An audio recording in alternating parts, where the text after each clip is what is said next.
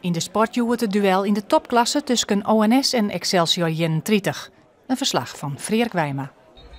22e minuut, een vrije trap van Martijn Rozenburg die teistert de Lotte, maar treft geen goal. Knappe poging van de topscorer van ONS.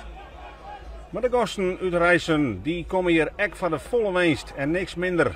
Zij binnen in degradatie Noord en matten hier eens per vast winnen om nog kans te maken.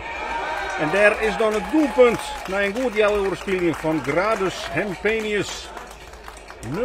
0-1 voor Excelsior 31. En ONS mat erachteraan. En het spul is net heel sterk, maar er komen wel kansen uit derde spelmoment. Likosjere voor Martijn Rozenburg. Vrije trap. Meter of 20. En daar staat Chris de Wacht. En Chris de Wacht die maakt het voortreffelijk af. Een plaatsje van een doelpunt. En de verdediger van ONS maakt het hier alweer zien zonder competitietreffer. Ja, foutlees in de kruising. En de wedstrijd leidt weer vol slijn in Liekwicht. Maar in de tweede helft gaat Rijssen vanzelfs op jacht naar die overwinning. En daar komen ze heel dichtbij. Het is hier Ale de Boer die de bal van de linie verwerken kan.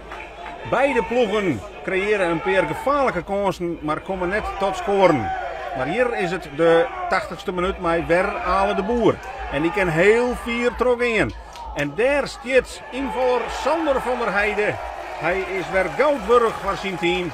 Want hij zwargert voor een 2-1 in Excelsior 31. En er is een reuze stap maken naar handhaving in de topklasse.